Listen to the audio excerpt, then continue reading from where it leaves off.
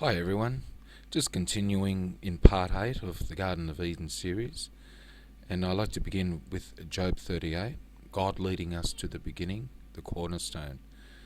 In the following, people may interpret this as as a description of the universe and earth, but in focus to the Garden of Eden, I see it slightly differently. So I'll read Job 38, and I'll just give commentary as we go. Then the Lord answered Job out of the whirlwind and said, Who is this that darkeneth counsel by words without knowledge? Gird up now thy loins like a man, for I will demand of thee, and answereth thou me. Where wast thou when I laid the foundations of the earth? Declare if thou hast understanding. Now the foundations of the earth would be the beginning, and the Garden of Eden is a foundation of the world, and Dalamantia is also a foundation of the world. Who hath laid the measures thereof, if thou knowest? And who hath stretched the line upon it? Whereupon are the foundations thereof fastened? And who laid the cornerstone thereof? Again, Eden being a foundation, as well as a cornerstone of the past where the tree of life was beheld, the exact place where God is leading us to. Number 7, when the morning stars sang together, and all the sons of God shouted for joy. And there was a time when that happened in the Garden of Eden, at least before the fall of Adam, and the same thing did apply in Dalamantia city in the beginning, at least for 300,000 years before the rebellion began. Or who shut up the seas with doors, when it breaketh forth, as if it had issued out of the womb?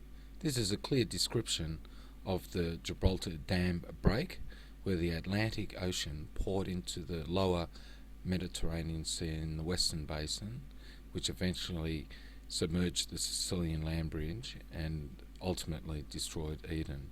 That is a clear description of the Mediterranean destruction. When I made the cloud thereof, and the thickness and the thick darkness of swaddling band for it. So obviously there was some pretty bad weather attached. And break up for it my decree place. His decree place is the Garden of Eden, the garden land, and set bars and doors. So it was flooded, submerged under the water, and eventually people forgot about it over the passage of time. And said, Here the two shalt thou come, but no further, and here shall thy proud waves be stayed. So the flood extended to the neck of the peninsular garden, and it went no further. How hast thou commanded the morning since thy days, and caused the day spring to know his place? So the revealing of the Garden of Eden is part of the day spring, part of the morning, the dawn of a new beginning, which comes from the end.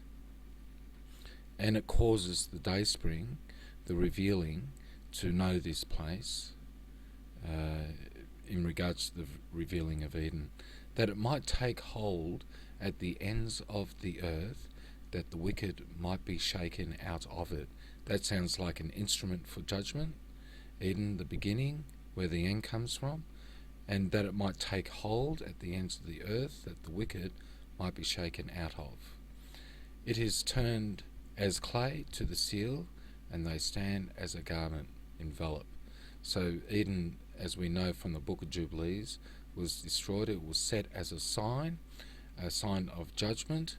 So in this passage, it is turned as clay to a seal. It is a seal, a sign, and they stand ready as a garment to envelop the evil, to shake them off the planet. And from the wicked their light is withholden, and their high arms shall be broken. So that really speaks for itself. And now God shows us where to look. Hast thou entered into the springs of the sea? So have we gone to the inner depths of the sea to find the first Garden of Eden set as a sign? Or hast thou walked in search of the depth? So that really, God is really guiding us to look under the water, in the depths of the water. And that is exactly what has occurred in two expeditions off the coast of Cyprus by Robert Samas, in two expeditions, so well done to him. And if it wasn't for his determination going out there finding the place, this research wouldn't have come to pass. Have the gates of death been open unto thee?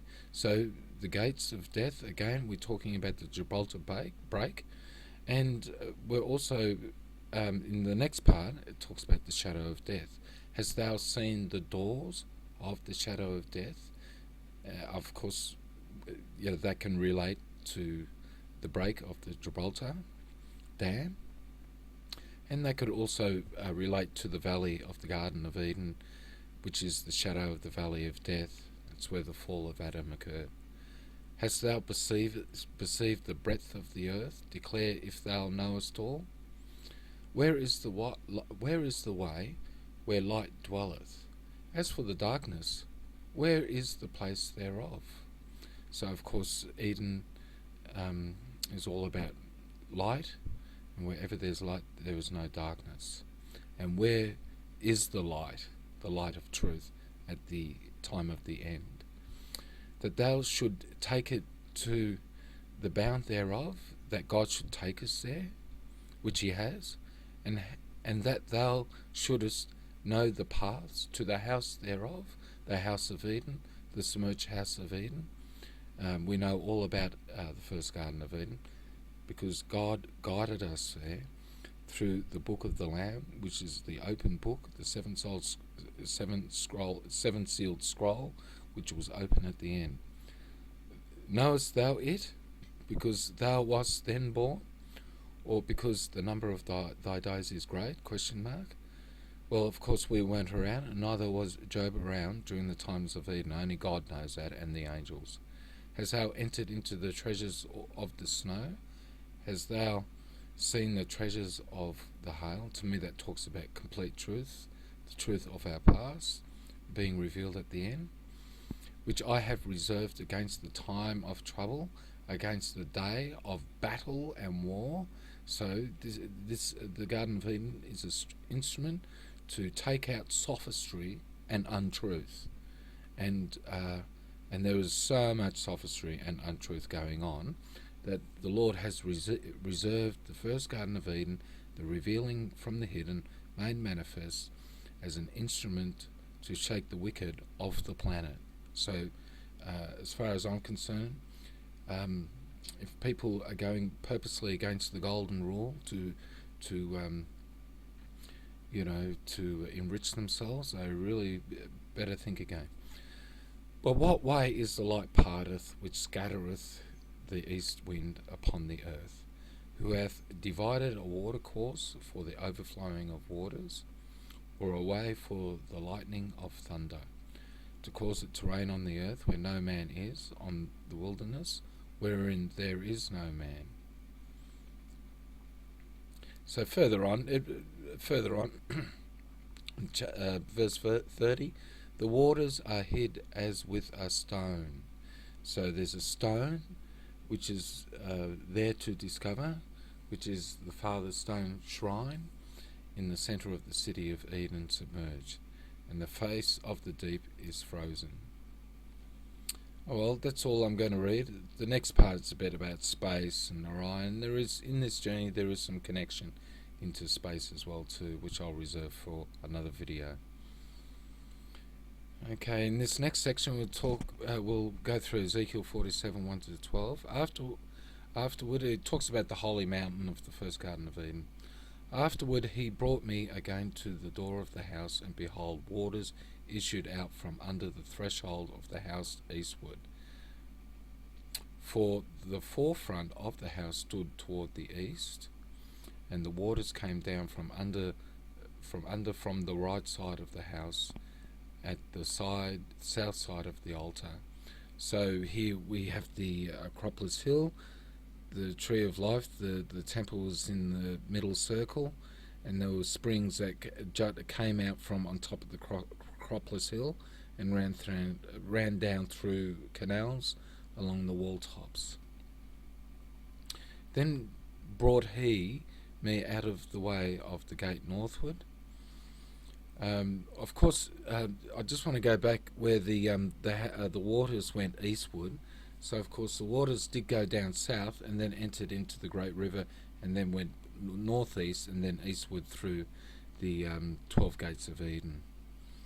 Then he brought me out of the way of the gate northward, which the gate from the east gate from the first Garden of Eden is northeast, and he led me about the way without unto the other gate. So there were two walls, two sets of gates. By the way that looketh eastward, so talking about the same east gate as what Adam and Eve went through. And behold, there ran out waters on the right side. And when the man that had the line in his hand went forth eastward.